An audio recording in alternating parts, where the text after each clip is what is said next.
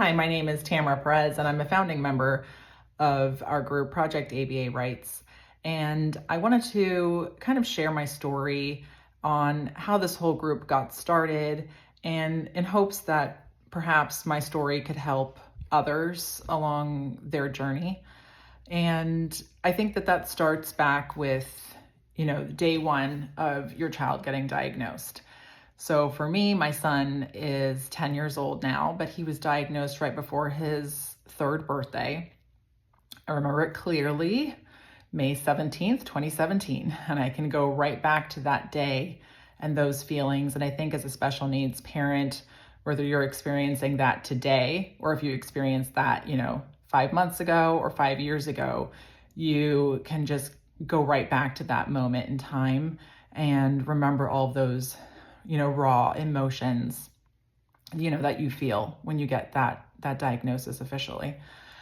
And so I think, for me anyway, there was some sense of relief to know, exactly what was going on and having a name to put it, but also just fear. There was a lot of worry, anxiety, the what ifs. And I think that's very normal, as you navigate a diagnosis. And I remember that I cried for 2 days straight. And I always say I cried like somebody died. And again, I think that now looking back is a normal reaction. There is some sense of mourning the loss of, what you thought that childhood was going to look like. I don't think you have a baby thinking my life is going to be filled with therapy every single day and that this is going to be a full-time job, so it's a lot to adjust to. But if that is you, and if you are going through that now and you're feeling all the feelings, then know that it's very normal and that you're not alone. But you pick yourself up and keep going. And for me, I didn't know. I've always heard of, the mama bear. It's in there. It's real. And, I decided immediately that I would be advocating for my son for the rest of my life, the rest of his life, that, every day that I can, I will be his voice when he doesn't have one. And I think that's really powerful as a parent. I never knew that I would have to use that tool, later in my journey. But it's there from the very beginning.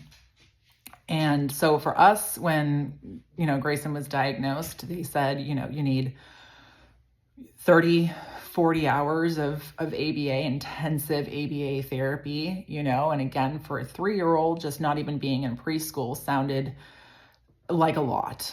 So we jumped right into speech, we jumped right into OT, and we used ABA as our little pretend preschool. So we, got Grayson his little lunchbox and a backpack, and we dropped him off. It was very scary, but we dropped him off at clinic and we started to get this little routine, and it was amazing. They set up, the ABA clinic to be like a little preschool for him, so that he would basically be able to practice in a safe space. And so they would have, circle time and work on, imaginative play and taking turns and all of those things that were very difficult for him, sharing toys and playing appropriately.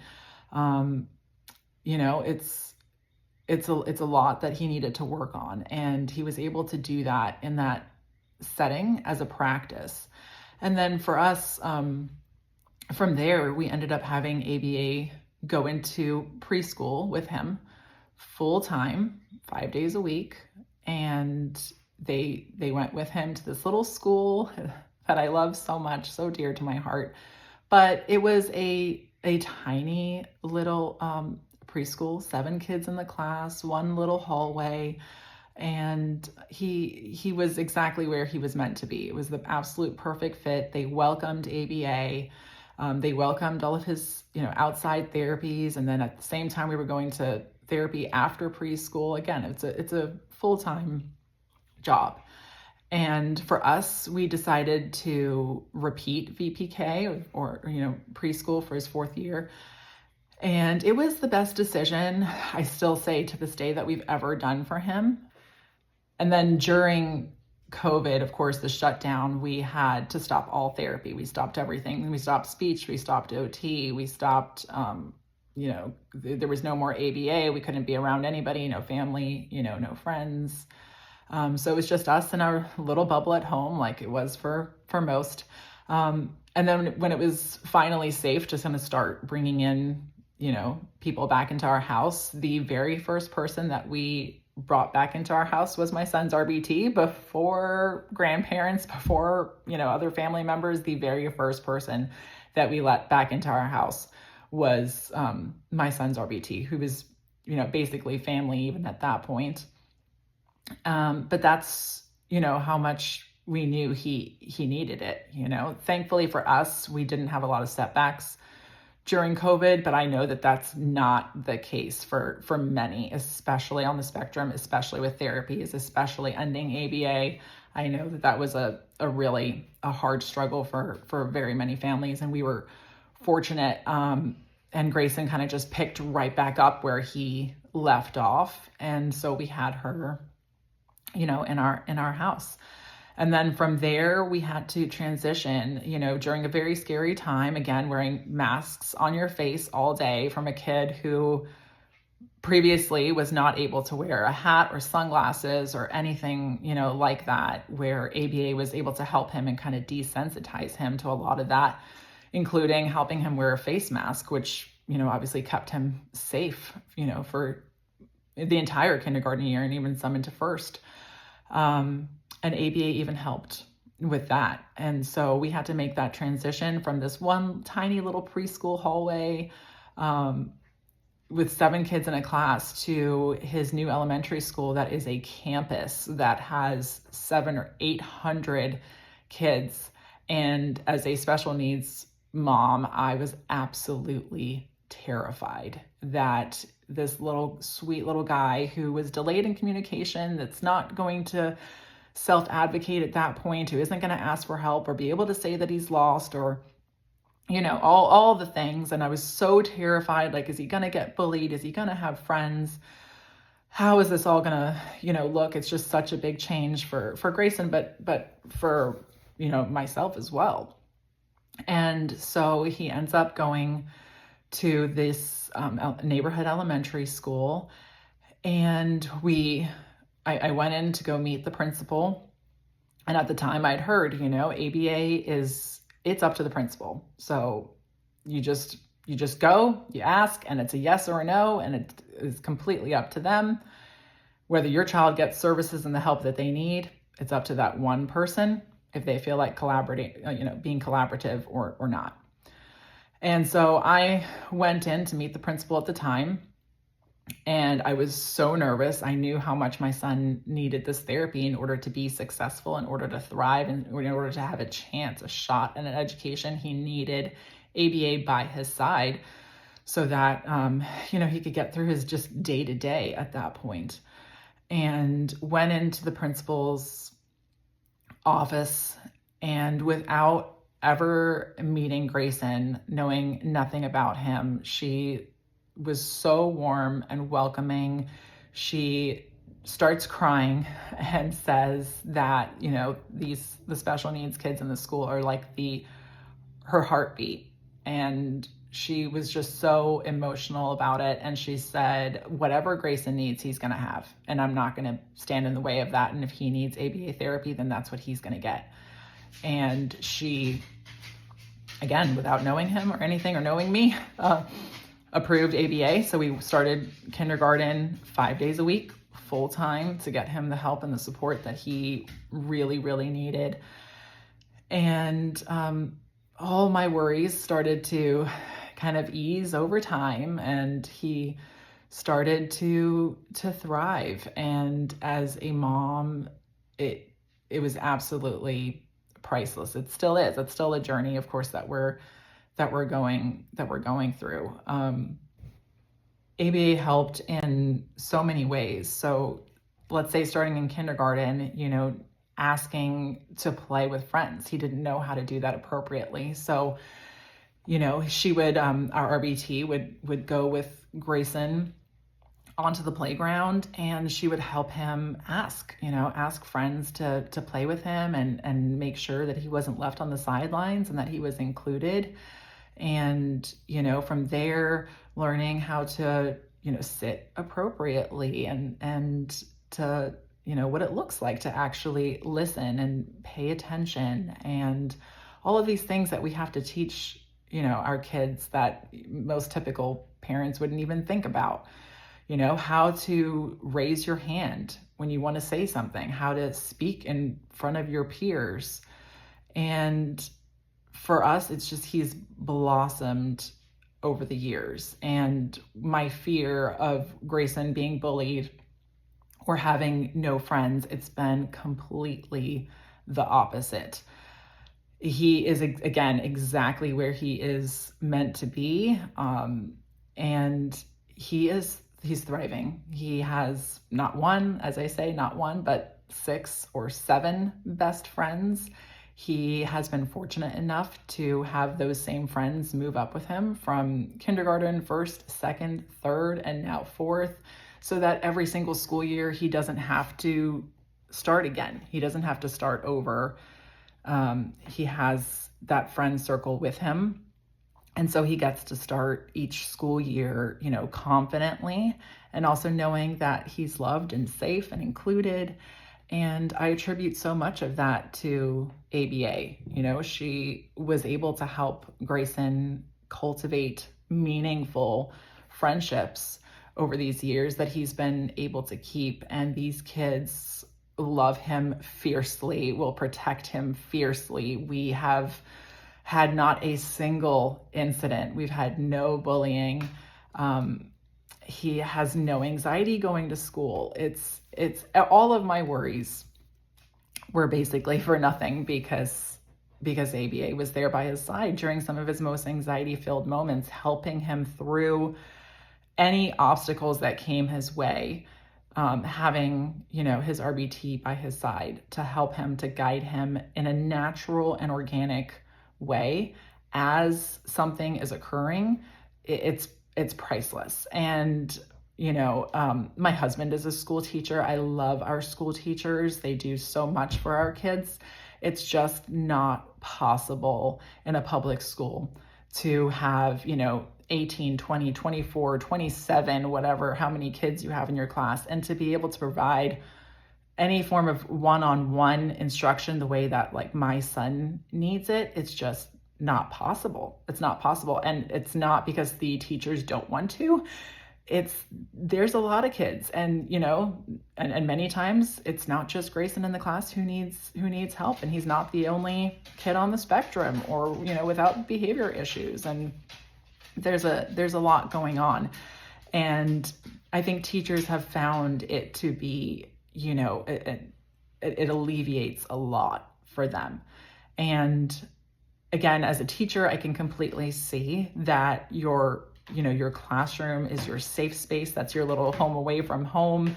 And inviting another adult into that space with you, into your personal space, it's a lot.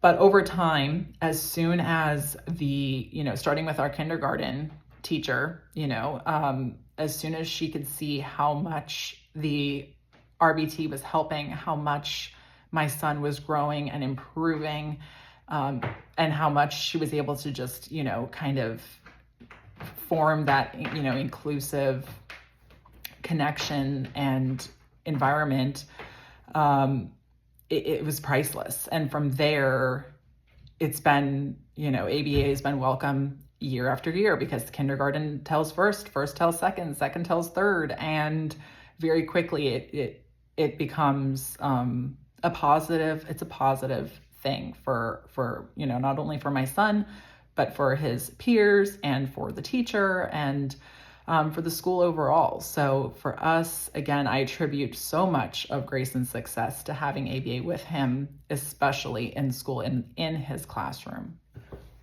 So I'm sure you're wondering, okay, everything sounds great. So what's the problem and how did this group form? So again, not knowing that I one day would need to be that mama bear and that I would need to advocate in this way that I could never have ever imagined. For us, it was second grade, and that wonderful principal that I previously mentioned had retired after COVID, and there was a new principal. And again, from what I had heard, principal has the final say and that's it. And so it was second grade for my son, and I got this, notification that I was going to be having a meeting with the principal to discuss ABA, which again, I felt was definitely kind of odd. We'd had ABA in place, since kindergarten, and we had adjusted hours as my son, progressed. We decreased his hours. We went from 5 days a week to 3 days a week in first grade, and we didn't generally have these kind of meetings. And so I made sure that my husband came with me. Long story short, that basically the principal at the time had decided that she no longer wanted ABA services in the school completely. So she had intended to remove ABA school-wide. And it was not a good meeting. It didn't, it was a lot of, again, anxiety. What is going to happen? Everything that my son has worked for is going to be for nothing. It's going to be, ground zero, starting over, just all the thoughts that come along with that. And just like abruptly losing therapy instead of, slowly fading out and all these things. And so I, knew that I needed to tell other parents in the school what was happening. I knew that I wasn't the only one in the school with ABA, but I didn't know all of the parents. And so I was like, I'm just going to write a text. I'll text the parents that I can find out, who has ABA in the school, so I can kind of warn them and give them a heads up of what's happening. And so I sat down to write that text, and then very quickly realized that it was going to be a very, very long text and that most likely nobody was going to read it. And so I decided to set up my camera and just record a video and then text those parents the video. So I did that, and it ended up that the video was way too long and it wasn't able to be texted. And so I had to Google how to make a YouTube video because I had never had to do that before, and ended up putting it on YouTube as a private link, intentionally not making it public, but a private link that I could share with those parents and, text it to some family members and friends and like, this is what's happening and what do I do, And from there, it ended up being texted, kind of went viral throughout our community, has over 1,000 views. Within 24 hours, it made it to 2 members of the school board and the superintendent at the time, and as well as the principal. And it was a very crazy time. And basically everything came down to, I think that the principal had just completely misinterpreted and, read the statute in the way that she understood it. And I think that the statute 1003.572 in Florida is written in the spirit of collaboration. If you really read it, it is written and intended for principals and parents and providers to come into this school setting and have a collaborative meeting, a meeting of the minds, and to do what's in the best interest of the child. However, if you have principals, teachers that don't want to be collaborative for whatever those reasons may be, I think that the way it's written is very vague and ambiguous, and I think that it leads a lot to interpretation. And so, the principal read it and obviously felt that with her interpretation that she was able to do this and remove ABA therapy school-wide from every autistic child in the school. But with the video basically going viral and getting as much attention as it did within our little community, and the school board getting involved and the superintendent and all those things at the time. The principal had a change of heart for me, fortunately, and for everybody in our school. ABA was able to be, saved, and those kids were able to keep their RBTs.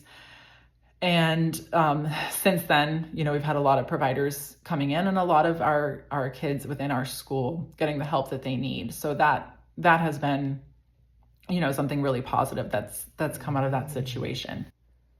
So again, I have all those feelings of fear and anxiety and the what ifs and what's going to happen and how do I do something and how do I stop this? And what I think ended up being, which was one of the worst days of my life. I felt nauseous. Oh my gosh, probably 2 weeks. I couldn't get that just not out of my stomach. But I think over time, it's shown me that what actually I thought was one of the worst days of my life ended up being something that was positive and powerful, and I think a tool for God to just show you, that your days that you think you're having, your worst day, maybe you just got fired, maybe you lost your house, maybe, your child lost therapy, whatever that day may be, and it feels awful, just knowing that there is a plan, there is a purpose, that everything happens for a reason. And now looking back, I'm so thankful that that day did happen, that everything happened as it should. And there's no other way to describe it. I remember going for my run on Bayshore, as I do, and there was this fire in my belly, a passion, I've never felt it before. And it felt God driven. Like this was my purpose. This was something I am supposed to take on. And I had, again, those, why me? Why me? This is not me. I am, quiet. I'm to myself. I don't like attention. I hate, public speaking is my worst fear in life. I cannot tell you how much stress and anxiety public speaking brings me. And I knew that if I went down this road that I was going to be, having to speak in front of people and, lead a group of people. And I never really considered myself as a leader. And again, what I have found is that God does not call the prepared. He prepares the called. And over time, I have just found that he is preparing me and has been preparing me. And I do this, day by day. I have honestly no idea what I'm doing. I'm a special needs mom. All of this is new to me. So once, my video starts going around, I thought that this was just happening to me. And then I thought maybe a couple parents at my school. I had no idea until that video started to get, texted around our community that this was a much larger problem that was happening. So I thought, okay, it's just my little neighborhood. It's happening in these few schools. And then more people reaching out and more people reaching out. And I'm like, okay, it just seems like it's a Hillsborough County problem. And from there, I was like, okay, maybe it's just, a few little districts around, and very quickly realized that this is a problem statewide throughout the entire state of Florida, that all of these parents are echoing, the same message, the same struggles that I've just mentioned. And very quickly realized that, we need to kind of get organized. So I ended up receiving a message from another local mom who had been experiencing similar problems and knew a couple other moms, and basically said, come over to my house and let's just discuss this and get a game plan. And I said, maybe we start a Facebook group. Let's figure this out. So we ended up going, a couple moms around, around a kitchen table until 2:00 in the morning over a glass of wine or two, and basically sharing the battle stories, our war stories of, the fights that we've had to go through just to get our kids the services that they need and deserve and are legally owed, in a public school. And again, just so many of the same stories being echoed all throughout the state of Florida. And so what started with, me and two other moms around a kitchen table until 2 o'clock in the morning has now grown into a, full Facebook group of, called Project ABA Rights. And we're at almost 3,000 members now. We grow on average about 100 members per month. And so I think it's pretty clear that there is a need here that, we have to do something to fix this problem once and for all, so that our kids have access to this therapy that, that we as parents pay for with our health insurance, that is then, ABA is covered by that health insurance and then gifted to schools for free. I think we just have to figure out a way to make this work for, providers and parents and schools. And I have seen it myself, within my own, school, that it is possible and that it can be done and done well. And when it is done well and everybody is collaborating, that kid thrives, and I'm seeing it firsthand. And that's why I'm so passionate about this cause, and trying to help other parents make sure that they have access to this therapy, because I know that it is potentially life-changing for these kids, and at no cost to these schools, in the state of Florida that is underfunded and understaffed, and teachers are burnt out and tired. And, having these providers that can come into that classroom and provide one-on-one support is it's priceless. And literally it is free for school districts. So it makes no sense other than to collaborate and figure out a way to get this done. And while we have been working, locally within Hillsborough County, and we have seen some really positive changes, it's been extremely collaborative. We have the support of the entire school board, as well as the superintendent and district staff. We've had multiple meetings.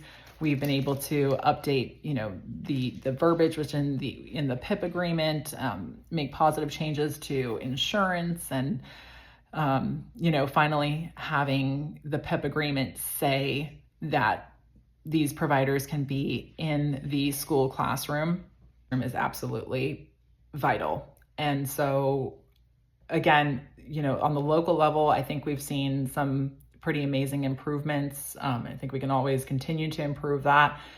And, currently pushing for a district policy from the school board for ABA in our public schools.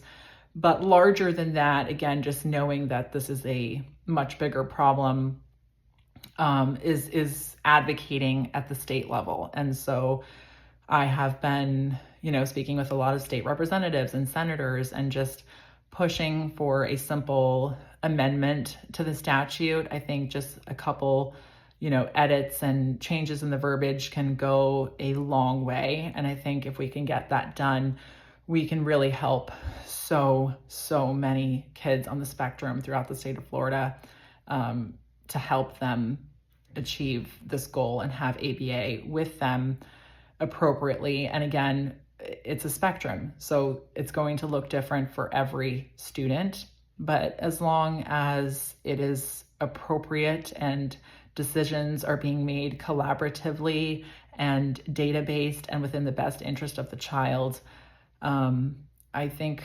that we can get this done.